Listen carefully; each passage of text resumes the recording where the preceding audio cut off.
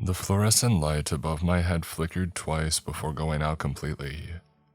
I froze in the middle of the hallway, my heart skipping several beats as darkness engulfed me. My phone's flashlight cast eerie shadows across the linoleum floor of Black Ridge High School, illuminating nothing but endless rows of metal lockers and closed classroom doors.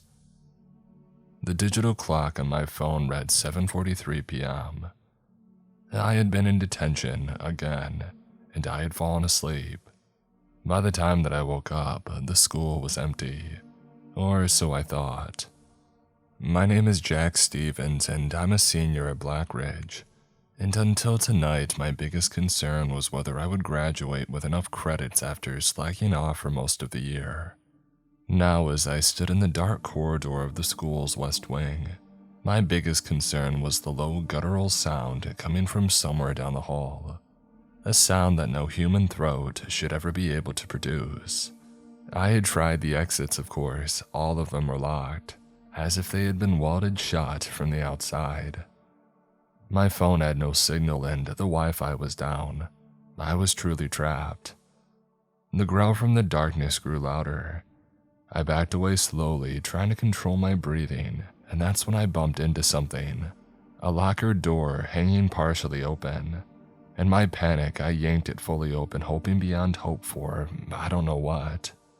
What I found instead was a crumpled piece of paper, yellowed with age, stuffed into the back corner of the locker. I grabbed it, ducked into the nearest classroom, and locked the door behind me. With trembling hands, I unfolded the paper under the glow of my phone's flashlight. The handwriting was jagged and frantic, as if written by someone in a hurry or in fear. Rules to survive Black Ridge High after dark. 1. Stay out of the cafeteria between 8 and 10 p.m. That's when they feed. 2. If you hear singing from the choir room, don't listen. Cover your ears and run. They're trying to lure you in. 3. Mr. Crowley, the night janitor, is not what he appears to be. If you see him, don't run. Look down, walk past slowly, and do not speak to him, even if he speaks to you first. 4. The water fountains disperse something other than water after dark. Don't drink from them, don't even touch them. 5. The library books move on their own after 9 p.m. If you see one open by itself, leave immediately. It's marking you. 6. If you find others like you trapped inside, be careful who to trust. Not everyone who looks like a student is still human. Check their reflections whenever possible. The paper ended with a hastily scrawled note. I've been stuck here for 3 nights.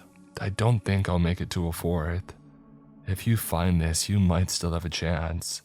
The key to getting out is in the basement archive room, but you'll need to survive until dawn first. Good luck. Vanessa Lynn, class of 2019. 2019? That was almost 6 years ago. I checked the time again. 7:55 p.m. According to the first rule, I had exactly 5 minutes to get as far away from the cafeteria as possible. The school felt different in the darkness. The hallways seemed longer, the ceilings higher, the air heavier.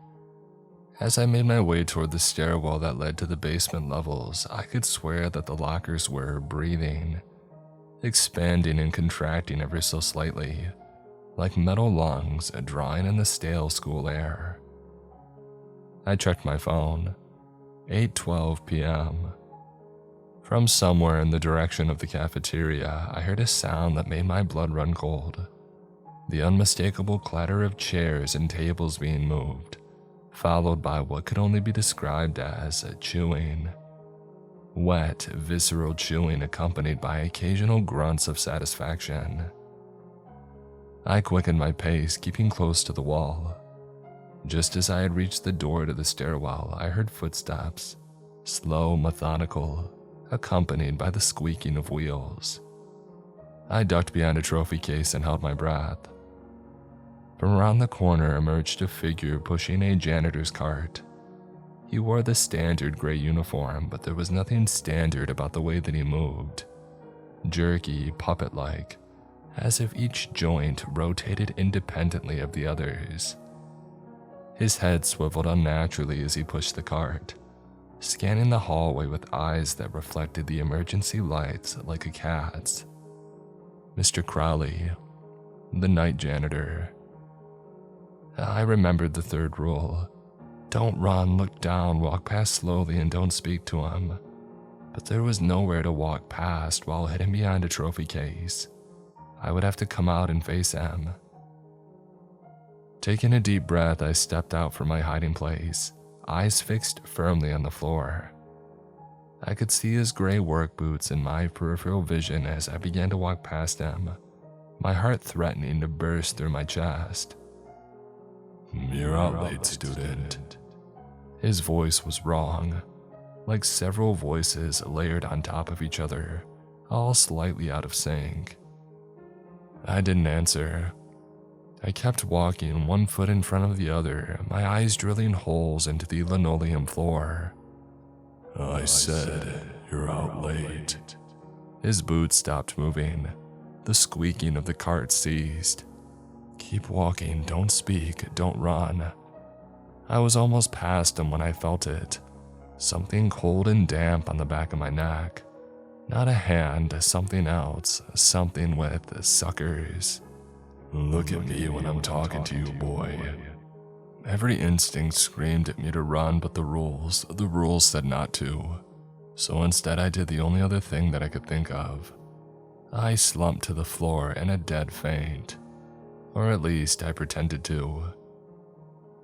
I heard Mr. Crowley make a noise, half sigh, half gurgle, and then the squeaking of his cart resumed. The cold, damp, whatever it was, withdrew from my neck. I lay there perfectly still until the sound of his footsteps faded into the distance. Only then did I dare to open my eyes and scramble to my feet. The stairwell door was just a few feet away. I lunged for it, yanked it open, and slipped inside. The stairwell was pitch black. I risked using my phone's flashlight again, conscious of the battery at only 62%. The stairway seemed to descend much further than I remembered. Black Ridge High was an old building dating back to the 1920s, but I had only ever known it to have one basement level where they kept old records and supplies. Yet the stairs kept going down and down and down. I had made it to what should have been the basement level when I heard it. Singing. Beautiful, haunting singing coming from somewhere above me. The choir room must have been directly above the stairwell because the sound was crystal clear. A perfect harmony of voices singing a melody that I didn't recognize but instantly loved. I found myself turning around, climbing back up the stairs toward the sound. It was so beautiful. Surely just a peek wouldn't hurt. I just had to see who was singing, so. The crumpled paper in my pocket scratched against my leg as I moved, snapping me out of my trance. I remembered rule number 2. I shoved my fingers into my ears and I continued downward, taking the steps 2 at a time. The singing seemed to grow louder despite my blocked ears, more insistent, changing from enticing to angry. By the time I reached the bottom of the stairs, it had transformed into screeching wails of fury. The door at the bottom of the stairwell was marked, Archive, authorized personnel only. It was locked, of course. I checked my phone, 8:47 p.m., and the battery was already at 58%. How? I needed to conserve it, but I also needed to see. I switched off the flashlight and let my eyes adjust to the darkness. There was a faint glow coming from under the archive door. Not electric light, but something else. Something bluish and unsteady, like the flickering of a flame. I tried the handle again, rattling it in frustration. And that's when I noticed the keypad beside the door, an older model probably installed in the early 2000s. I needed a code. Vanessa's note mentioned the key to getting out was in the basement archive room, but I couldn't even get in. I leaned against the door trying to think when I noticed something scratched into the metal of the door frame. A series of numbers. 5, 23, 18, 9, 14. I realized these were numbers from a student's locker combination. Most of the lockers here used 5-dial combination locks. I spun the numbers into the keypad in the pattern. 5, then 23, then back to 18, and then forward to 9, and then back to 14. The keypad emitted a soft beep and the lock clicked. I pushed the door open and I stepped into the archive room. The source of the bluish light became immediately apparent. Dozens of glass jars lined the shelves of the room, each containing what looked to be fireflies, except that they were the size of golf balls, and their glow was steady and not blinking. The light that they cast was just enough to see by. The archive room was massive, far larger than should have been possible given the school's footprint above ground. Rows upon rows of metal shelving stretched into the darkness, filled with boxes, files, and other things. Things that looked organic, preserved. I didn't look too closely. "Hello?" My voice sounded small in the vastness of the room. "Is anyone there?" "Shh." The response came from behind a nearby shelf. "Do you want them to hear you?" I nearly jumped out of my skin. "Who's there?" I whispered. A girl about my age peered around the shelf. She had short, choppy black hair and dark circles under her eyes, as if she hadn't slept in days.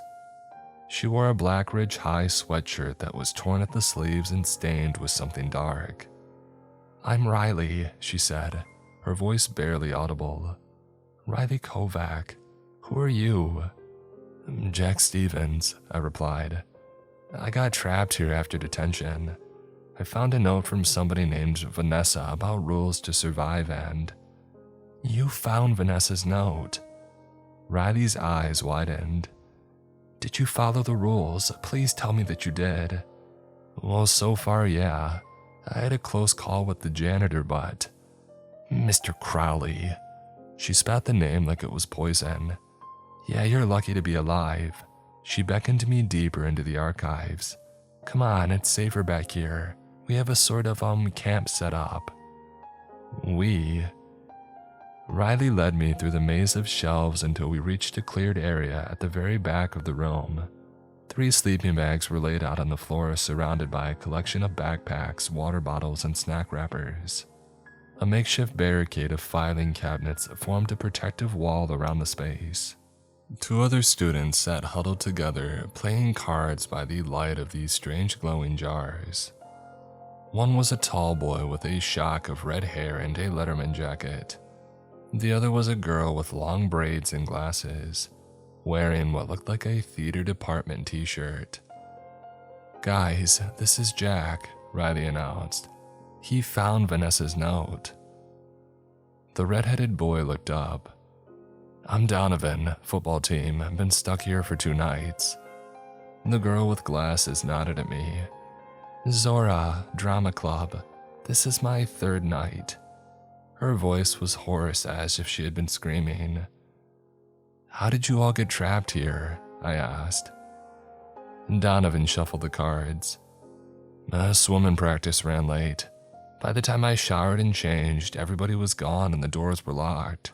I was working on props for the spring play," Zora said.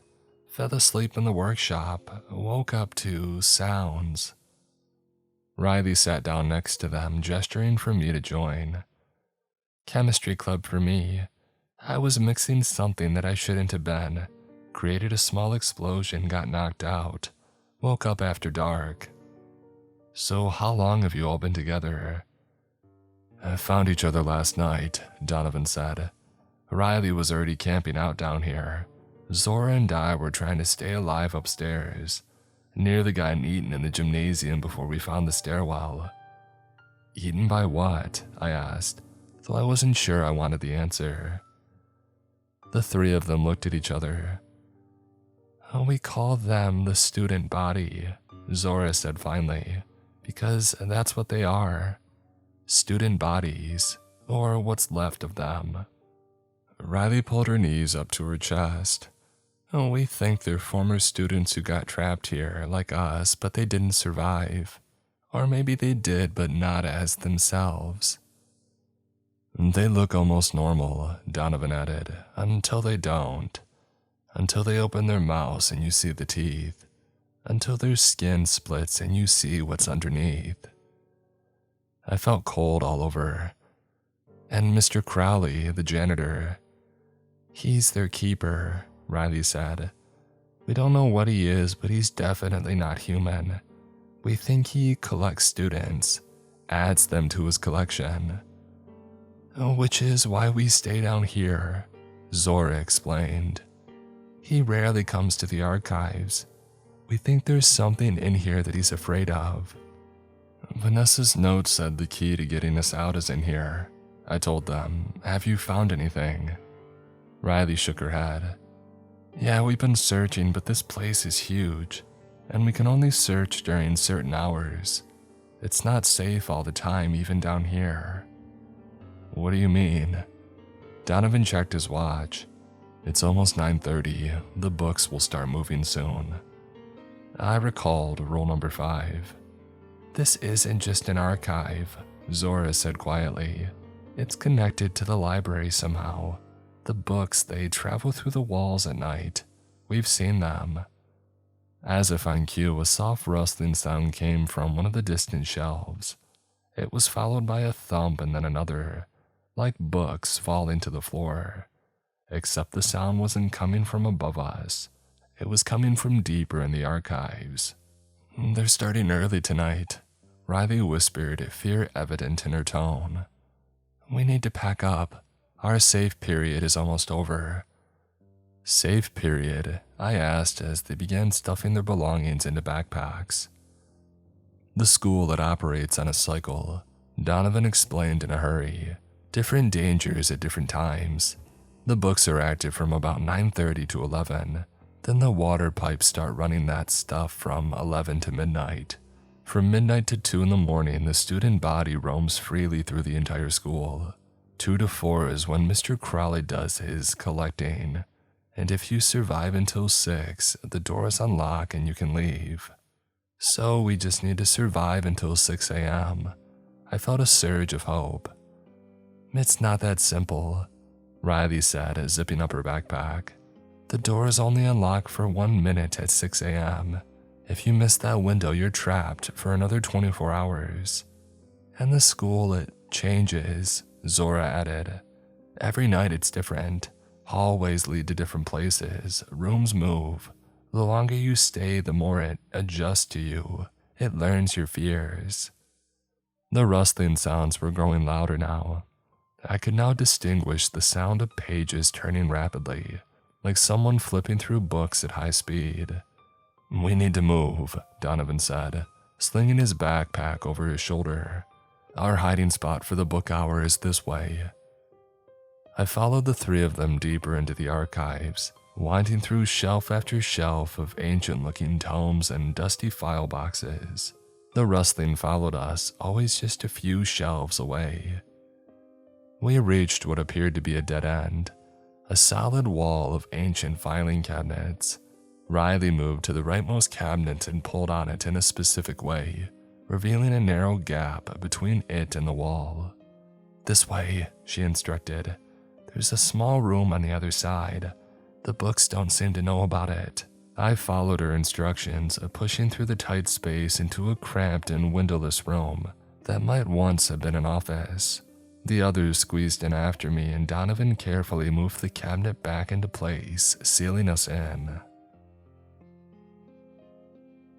We sat in the blue glow of the jar of fireflies, listening to the books rustling just outside of our hiding place. To pass the time, they explained what they had learned about the school so far. So it was built in 1924, Zora explained. But there are records in the archive dating back to the 1850s. We think something existed here before Blackridge did, and the school was built on top of it. Like what? I asked, though I was starting to think that I didn't want to know the answer. Like a door, Donovan said simply. A door to somewhere else. Somewhere not here. After about an hour, the rustling had stopped and it was now safe to search the archives again. We should split up, Riley suggested. Cover more ground. Split up? I echoed incredulously. Isn't that exactly how people die in horror movies? We're not in a movie, Zora said, handing me what looked like an ancient walkie-talkie. And we don't have much time. We'll use these to stay in touch. And we're safer during this hour, Riley added.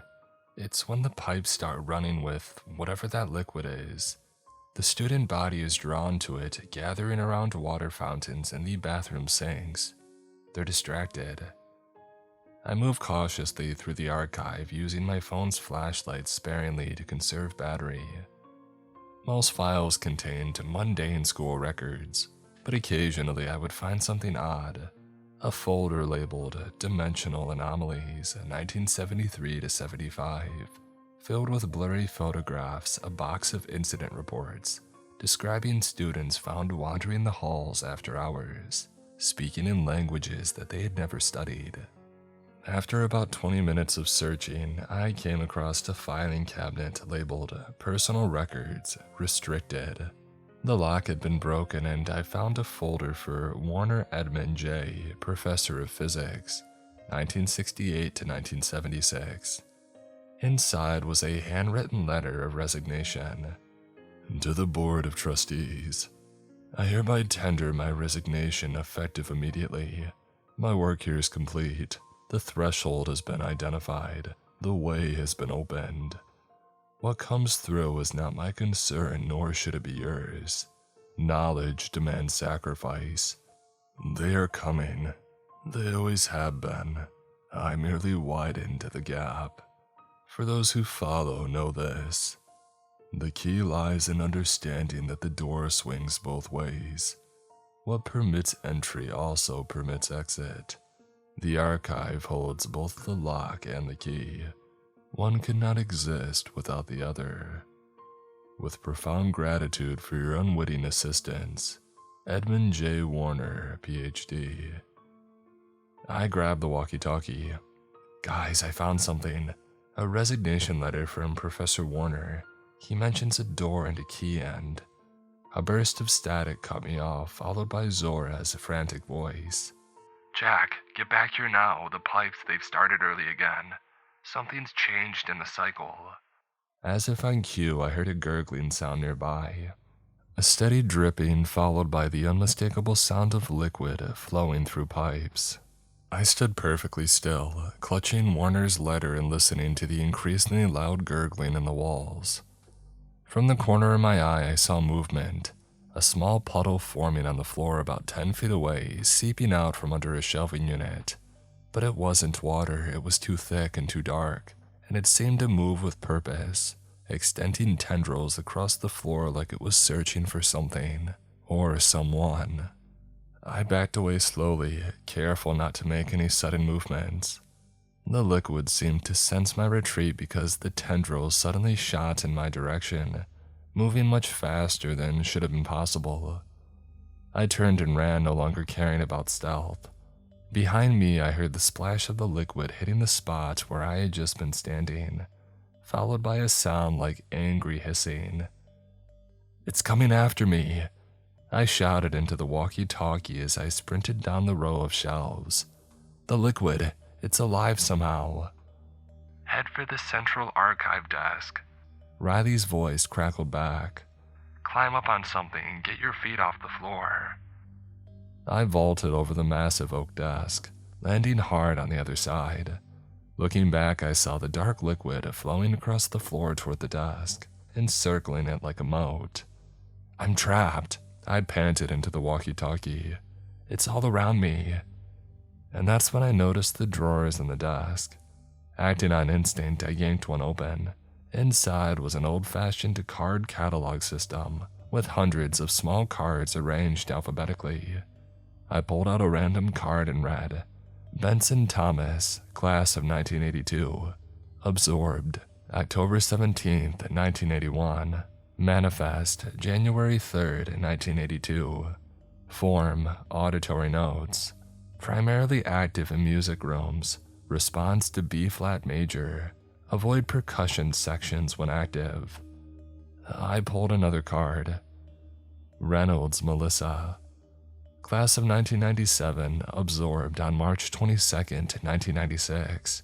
Manifest, August 30th, 1996. Form, fluid notes. Confined to pipe system.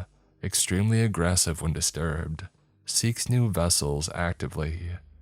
With a sick feeling, I flipped through the cards until I found one labeled Lynn Vanessa.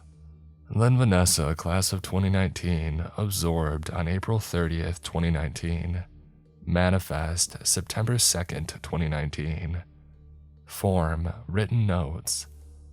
Primarily active in the library and archive.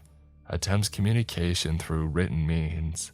May retain partial awareness of former self. Approach with extreme caution. The note that I had found wasn't a warning from Vanessa. It was Vanessa, or what remained of her. The dark liquid was halfway up the desk now, seeping between the cracks on the wood. I heard splashing and looked up to see Riley, Donovan, and Zora picking their way toward me, stepping carefully on tops of filing cabinets and shelves to avoid touching the floor. The note, it was a trap, I called out to them. Vanessa isn't trying to help us, she's one of them. What are you talking about? Zora shouted back, balancing precariously on top of a filing cabinet. I held up the card. I found records, student records, everybody who's been absorbed. Vanessa Lynn is listed as manifesting in written form. The note, it wasn't a warning. It was bait. Riley's face went pale. Well, that explains why the cycles are changing, why the pipes started early tonight. The school is adapting.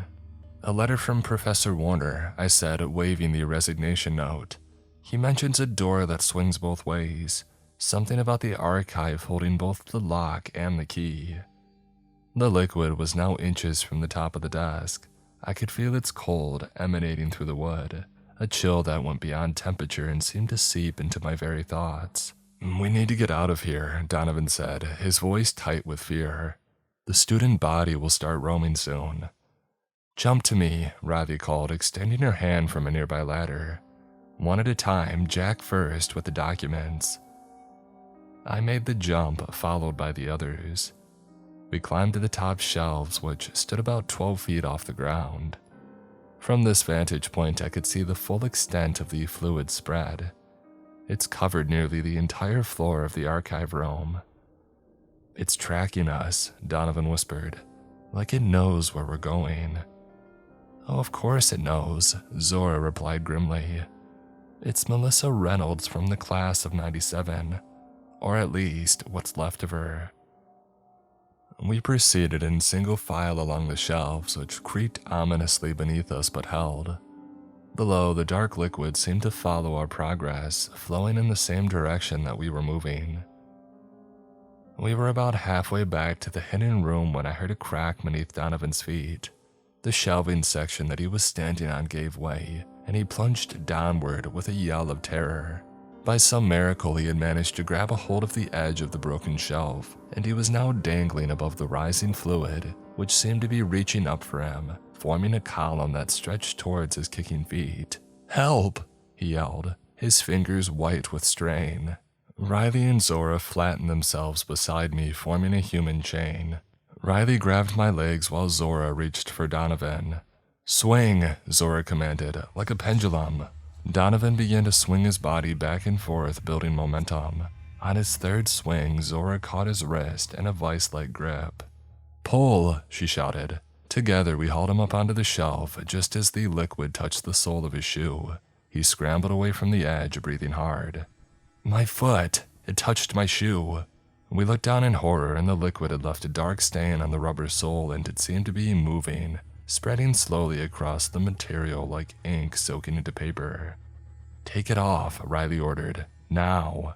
Donovan unlaced the shoe with shaking hands and flung it away from us. It hit the surface of the dark pool below with a splash and immediately sank out of sight. For a moment, nothing happened, and then the liquid directly beneath us began to churn and bubble as if excited. "It's sampling him," Zora whispered. "Move," Riley urgently said. "Now." We continued along the shelves and eventually made it back to the hidden room, sealing ourselves in just as the liquid reached the filing cabinet barrier. "This changes everything," Riley said, studying the documents. "The note wasn't trying to help us escape, it was trying to lead us further in and deeper into whatever this place really is. But what does it mean that the door swings both ways?" Zora wondered. "And what's this about the archive holding both the lock and the key?" "Maybe it's literal," Donovan suggested. "Maybe there's an actual key hidden somewhere in the archive and it opens an actual door. Or maybe it's metaphorical," I countered. "Maybe the key is knowledge, understanding how this place works, how to close whatever Warner opened." We were interrupted by a soft tapping sound coming from the solid wall on the opposite side of the office. We froze, staring at it. There was nothing there, no door, no window, just solid cinder block painted institutional beige. And then before our horrified eyes, words began to appear on the wall, as if an invisible hand were writing them. "Let me in.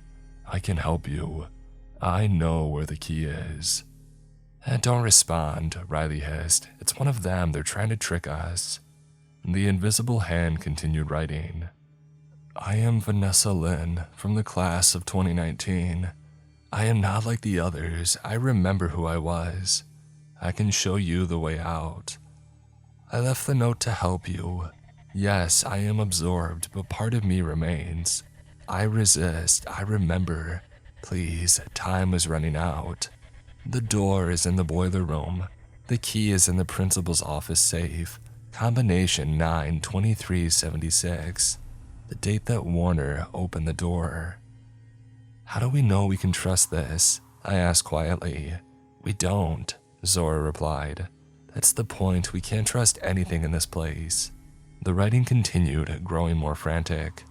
"They are coming. The student body knows you're here.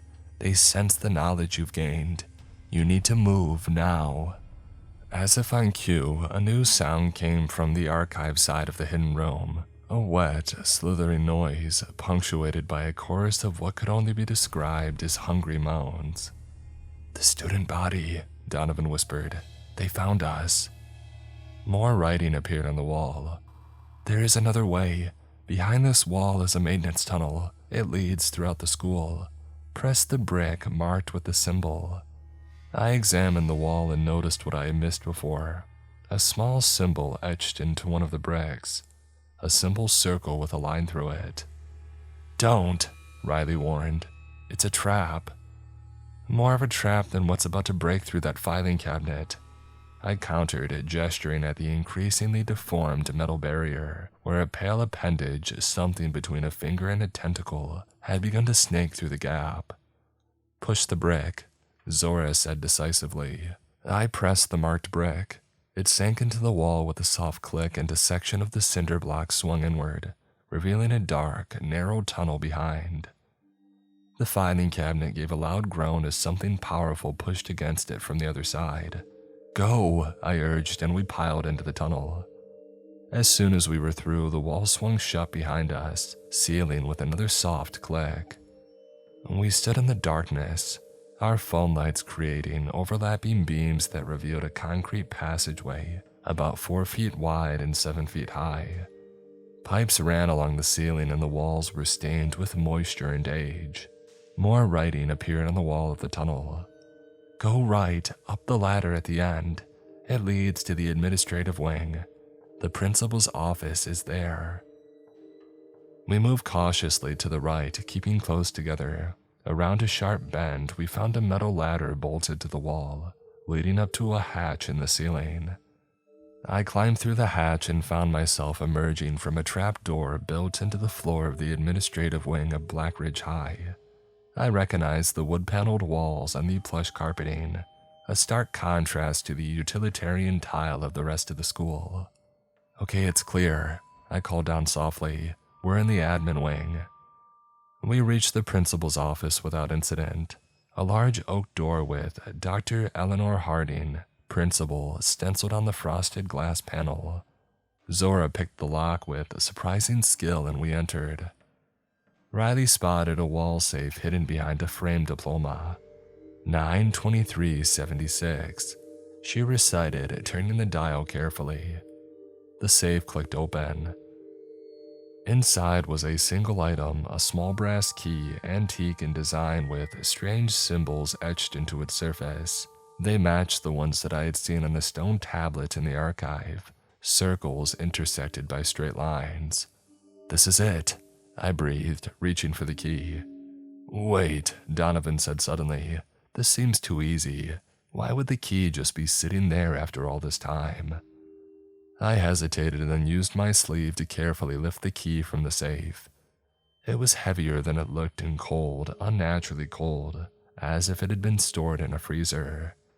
"Now we need to get to the boiler room," I said, carefully tucking the key into my pocket alongside Warner's letter. Before anybody could answer, we heard it, the unmistakable sound of squeaking wheels, accompanied by slow, methodical footsteps, coming down the admin wing hallway. Mr. Crowley.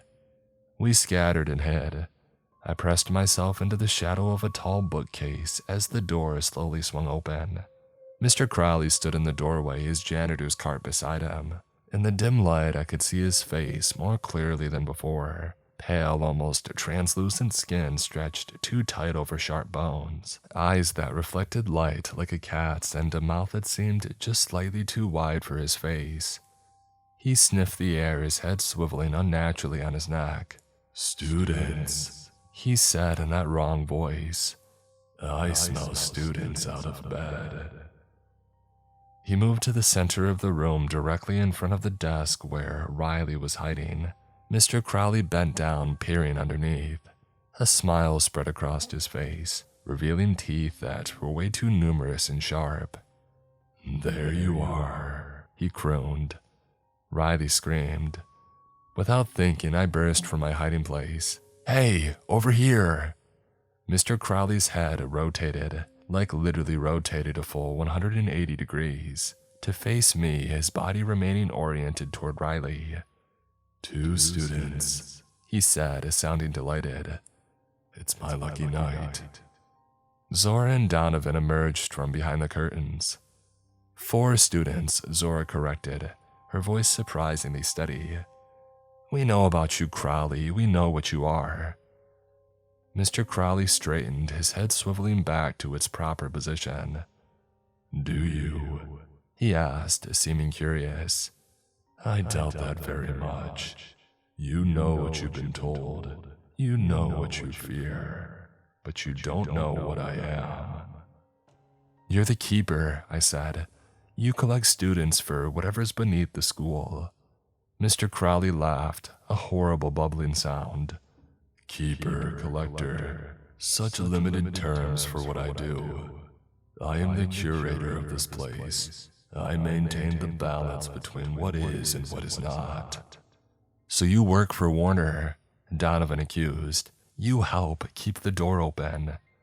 Mr. Crowley's expression shifted to contempt. "Warner was a fool, a blind man stumbling in the dark thinking that he had found the light. This place existed long before him. It has always been here. Warner did not open the door. He merely widened it."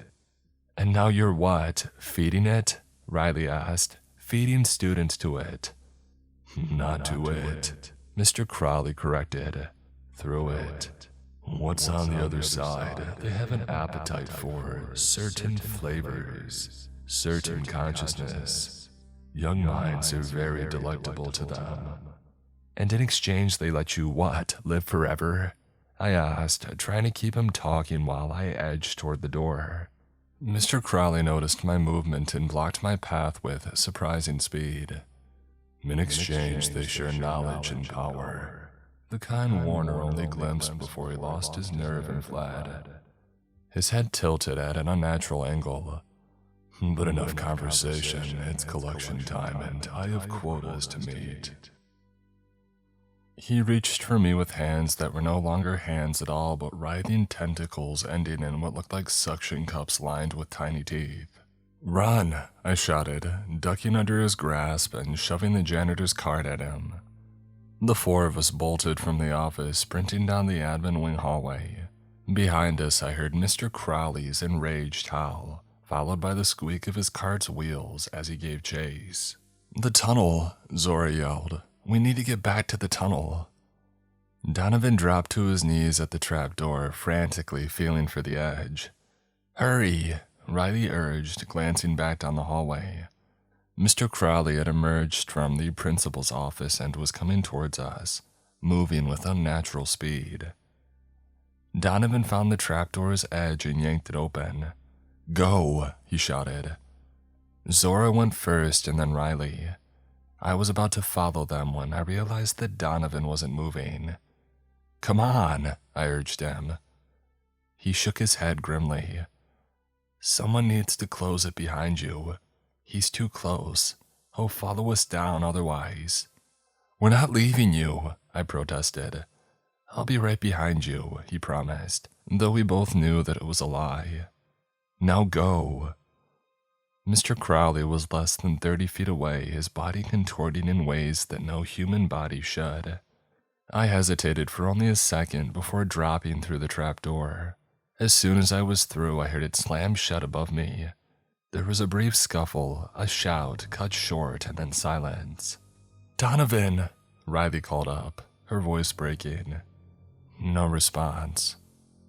More writing appeared on the tunnel wall. "I'm sorry about your friend. The boiler room is to the left. Follow the red pipes." We followed them, which led us steadily downward via gentle slopes and the occasional staircase. "We must be below the basement level now," Riley observed. "The school can't possibly go this deep." The air was growing noticeably warmer, and a distant mechanical hum vibrated through the walls. We were nearing the boiler room. The tunnel finally ended at a heavy metal door marked "Boiler Room, Authorized Personnel Only." Unlike most of the doors in the school, this one had a keyhole, an old-fashioned one that matched the brass key in my pocket.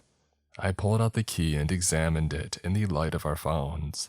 The symbols etched into its surface seemed to shift slightly as I turned it, as if they were alive somehow.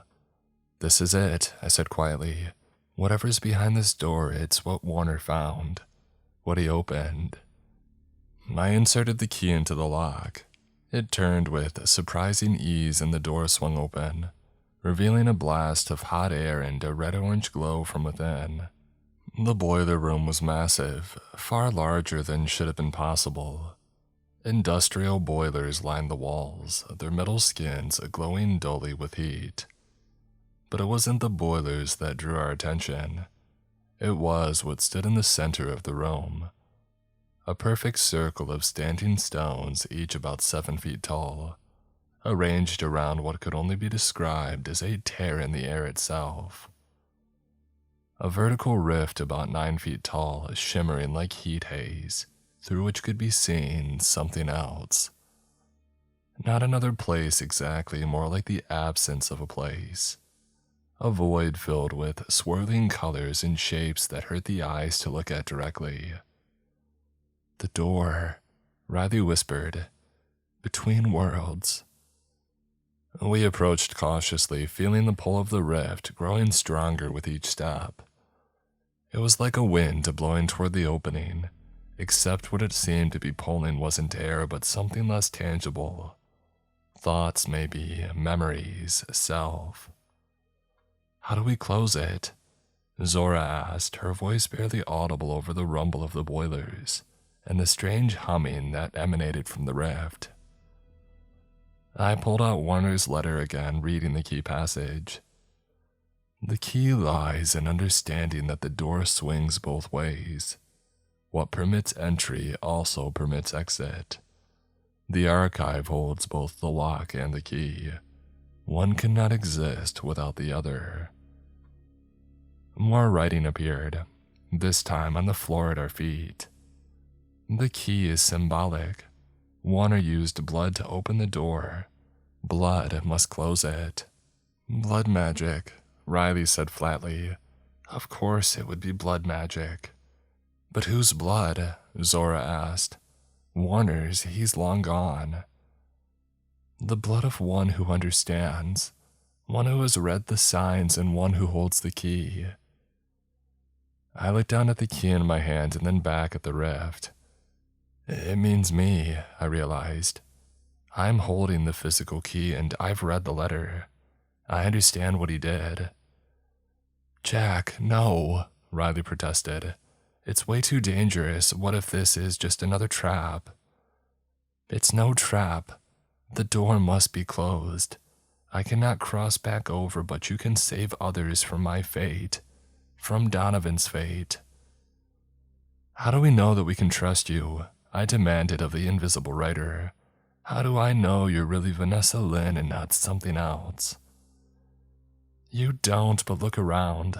This place, it's taken everything from me, from countless others. I am what's left when everything else is consumed. A memory of myself, clinging to words because words are all that I have left. Please, close the door. I stared at the rift, feeling its pull growing stronger. Through it, I caught glimpses of movement. Shapes sliding just beyond it, pressing close as if examining us from the other side. If I do this, what happens to everybody who's been absorbed? To Donovan, to you? We remain as we are, neither alive nor dead, a part of the school. But no one else will join us. The cycle will be broken. I stepped closer to the rift, key clutched tightly in my hand. The pull was so strong now that I had to lean back to avoid being drawn in. How do I do this? How much blood does it need? Just a drop on the key and then throw the key into the rift. I looked back at Riley and Zora, who watched me with a mixture of fear and hope. If this works, I told them, get out at 6 a.m., tell everybody what happened here. Make sure no one ever opens this again. I took a deep breath and pressed the sharp edge of the key into my palm, hard enough to break the skin. A drop of blood welled up, dark red in the orange glow of the boilers. I let it fall onto the key where it seemed to be absorbed into the metal itself. The symbols etched into the surface began to glow with a pale blue light. Without hesitation, I hurled the key into the rift. For a moment, nothing happened. Then the key stopped in midair, suspended at the very center of the tear. The symbols grew brighter, their light spreading to outline the entire rift. The tear began to shrink, its edges pulling inward toward the key. The pull increased dramatically, and I found myself being dragged rapidly towards the closing opening. "Jack!" Riley shouted, grabbing my arm. Zora caught my other arm, and together they anchored me against the powerful suction. The rift continued to shrink, the key at its center glowing brighter and brighter until it hurt to look at directly. A high-pitched whine filled the air, growing in intensity as the opening contracted. From the other side came terrible sounds, screeches and wails of fury, of hunger denied. The shapes became more frantic, pushing against the closing barrier. One tendril managed to slip through, whipping toward us and wrapping around my ankle, cold and strong, and it began to pull. "It's got me," I shouted, feeling myself being dragged toward the rift despite Riley and Zora's efforts. Zora handed me a small pocket knife. I bent down and slashed at the tendril wrapped around my ankle. It was like cutting through tough rubber. Black ichor sprayed from the cut, sizzling where it hit the floor.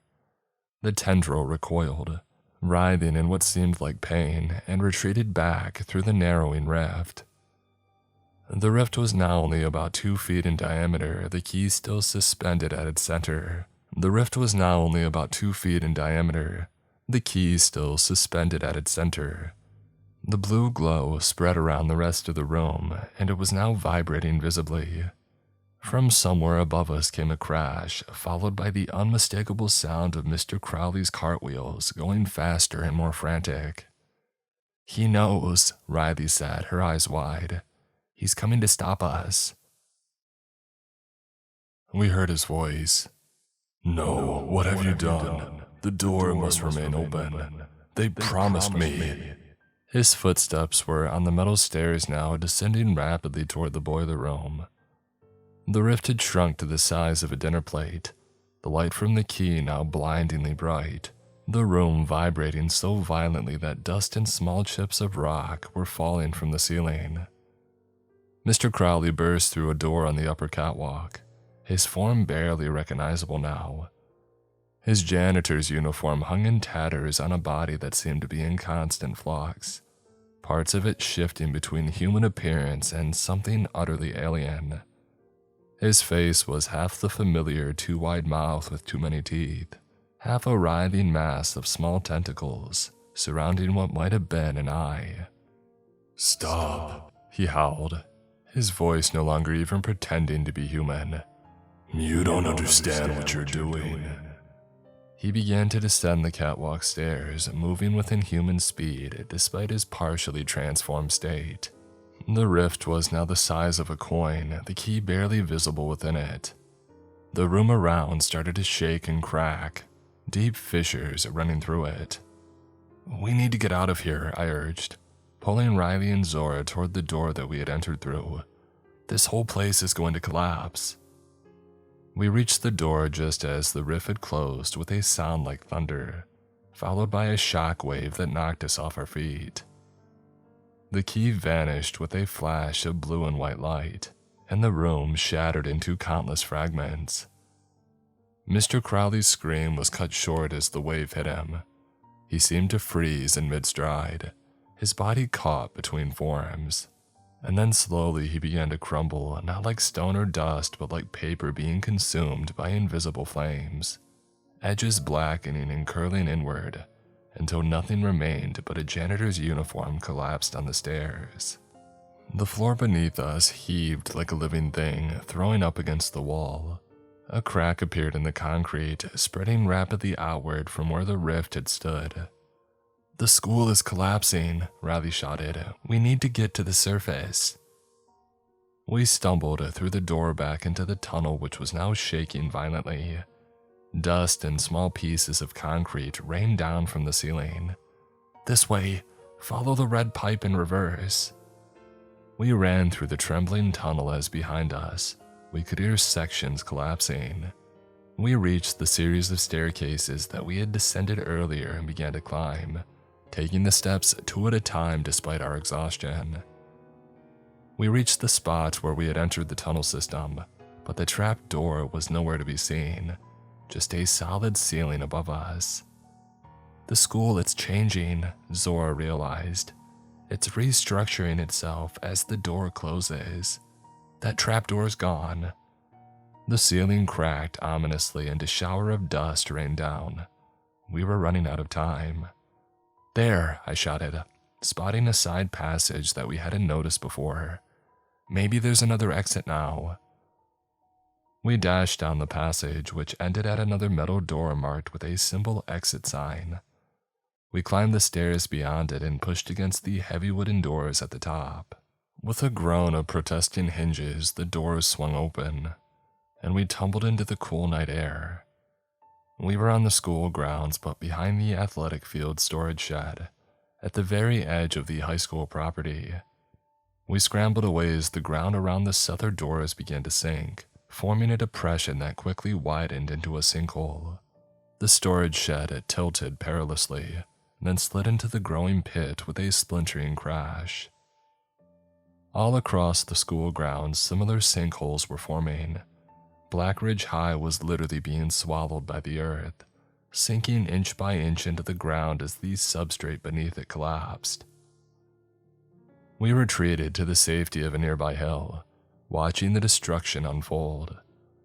The main building's walls were cracking, windows shattering as the structure twisted and fell in upon itself. The distinctive clock tower that had stood at the entrance for nearly a century toppled with a thunderous crash. All those people, Zora whispered. Vanessa, Donovan, everybody who was absorbed. What happens to them? As if in answer, the air around the collapsing school seemed to shimmer, and for a brief moment I thought that I saw figures, dozens or perhaps hundreds of them, standing amid the ruins. They appeared translucent like holograms or mirages, but their features were distinct enough to recognize some of them. Donovan and the young woman that I somehow knew was Vanessa. They stood motionless for a heartbeat, 2, 3, and then as one, they raised their faces to the night sky and simply faded away, like mist under the morning sun. They're free, Riley murmured. Whatever held them here is gone. We sat in silence watching as the high schooler, what had been it, disappeared completely into the earth, leaving nothing but a massive crater where it had stood for nearly a century. What are we going to tell everyone about what happened here? Zora asked eventually. I thought about it for a long moment. The truth. As unbelievable as it sounds, we tell them about Warner, about what lurked underneath the school, about everything. We need to make sure that nothing like this ever happens again. But do you think anybody will believe us? Riley questioned, her voice hollow with exhaustion. I pulled out my phone, which somehow had survived the entire ordeal. The battery was at 5%, but it was enough. They will when they see this. I showed them the screen, photos that I had taken of Warner's letter, the catalog cards, and the rift itself, evidence that what we had experienced was definitely real. I checked my watch. 6 a.m. exactly. The first rays of sunlight are just beginning to peek over the horizon, illuminating what lay before us.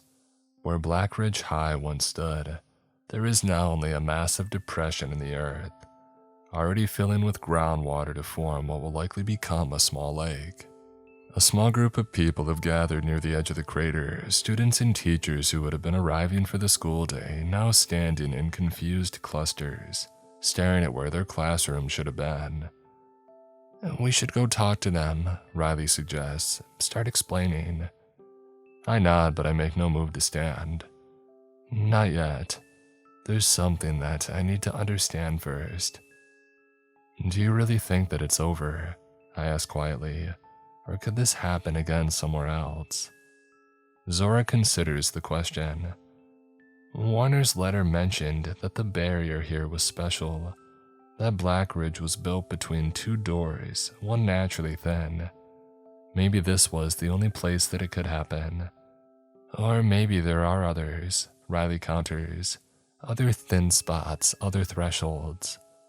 I take out my phone and open a new note, fingers hovering over the keyboard. After a moment's hesitation, I begin to type. Rules that you will need. I pause, thinking of Vanessa's note of all the students who came before us, leaving breadcrumbs of knowledge to help those who followed. It's our turn now. Rule 1. If you find a list of rules, follow them exactly, but remember they may be trying to lead you somewhere.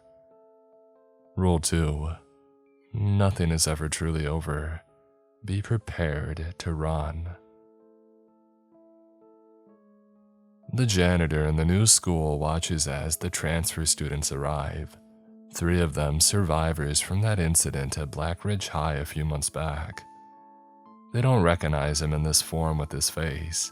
They don't know that doors once opened to leave traces, pathways, that what flows one way can flow another. He smiles as they pass by. Welcome to Center Lane High, he says pleasantly, leaning on his mop. I'm sure you'll find everything here quite normal. Behind his back, his fingers flex, the nails just slightly too long, slightly too pointed. In his pocket, a small brass key with strange symbols etched into its surface grows warm against his skin. Quite normal indeed, he whispers as they walk away unaware. For now.